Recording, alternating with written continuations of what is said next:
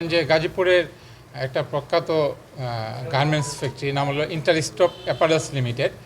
এর প্রায় 5টা ইউনিট আছে এবং প্রায় 20,000 কর্মচারী এখানে চাকরি করে। এদেরই একটা ফ্যাক্টরি যেটা গাজীপুরের কালিয়াকৈরে অবস্থিত, কালিয়াকৈর থানাধীনে অবস্থিত।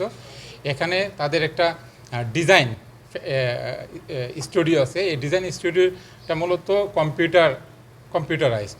এখান থেকে এই যে আপনারা দেখতেছেন এই মালামালগুলো চুরি হয়েছে, চুরি হওয়ার পরে এবং চুরি হওয়ার সাথে সাথে তাদেরকে আবার একটা থ্রেট ইমেইল করছে। এখন যেহেতু বিষয়টা টেকনিক্যাল, সে কারণে তারা আমাদের সাথে যোগাযোগ করছে, গাজীপুর সিআইডির সাথে যোগাযোগ করার পর আমরা আপনার ছায়া তদন্ত শুরু করি। ছায়া তদন্তের এক পর্যায়ে আমরা আইডেন্টিফাই করতে পারি যে এদেরই একজন কর্মচারী এই আপনার এই ক্রাইমটার সাথে জড়িত, এবং তাদের লোক নিয়ে আমরা ওই কর্মচারীর বাসায় অভিযান চালিয়ে আপনারা দেখতে পাচ্ছেন যে প্রায় 5.5 লাখ টাকার মালামাল উদ্ধার করি এবং গুরুত্বপূর্ণ অনেক এখানে ডিভাইস আছে যেগুলো আমরা উদ্ধার করি। এবং তদন্তের এক পর্যায়ে দেখি যে তার কাছে 6টা ক্রেডিট কার্ড আছে, এবং জিজ্ঞাসাবাদে আমরা আরও ইনভেস্টিগেশন করে দেখলাম যে সে মূলত এই ক্রেডিট কার্ড জালিয়াতির সাথে জড়িত। ডেবিট কার্ড, ক্রেডিট কার্ড এবং নগদ, তারপরে বিকাশ যে হ্যাক হয়, বিভিন্ন আপনার ফেক ওটিপি দিয়ে টাকা নিয়ে যায় মানুষের কাছ থেকে, এই ধরনের ক্রাইমের সাথেও সে জড়িত। ওনাদের আপনার জিএম, সিনিয়র জিএম ওনারা নিজেরাই আমাদের এখানে আসছে, এসে আমাদের সাথে যোগাযোগ করছে। ইনভেস্টিগেশন করতেছি যে আসলে আর কে জড়িত। আমরা যেহেতু মানে সে একজন বলা যায় যে একটা মানে এক্সপার্ট হ্যাকার, এবং এই বিষয়টাও আমরা গুরুত্ব সহকারে মানে তদন্ত নিয়ে আসতেছি, এবং আশা করছি যে যদি আরও কেউ জড়িত থাকে তাহলে আমরা ইমিডিয়েট তাদেরকে অ্যারেস্ট করতে পারবো।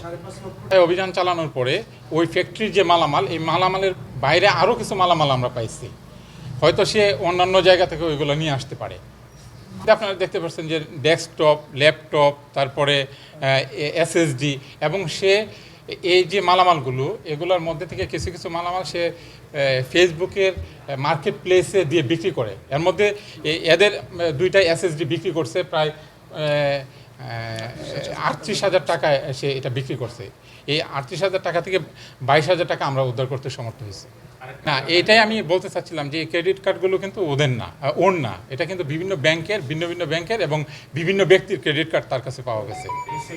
সে ওই ফ্যাক্টরিতে চাকরি করে, এবং তার এই চাকরির মানে পিছনে তার এই যে বিষয়গুলো, এটা কিন্তু সে ফ্যাক্টরির লোকজন কিন্তু তারা জানে না যে সে এই ধরনের কাজের সাথে জড়িত। এবং আরও একটা মজার বিষয় হলো, যখন সে ঘটনা ঘটায়, এই ঘটনায় তাদের যে এই ফ্যাক্টরির যে সিসি ক্যামেরা, এই ক্যামেরাটা সে এমনভাবে সেট করছে যে এটা কোনো ধরনের রেকর্ড হবে না। মানে সিসি ক্যামেরা চলতে থাকবে কিন্তু কোনো ধরনের রেকর্ড ওই ক্যামেরায় পাওয়া যায় না।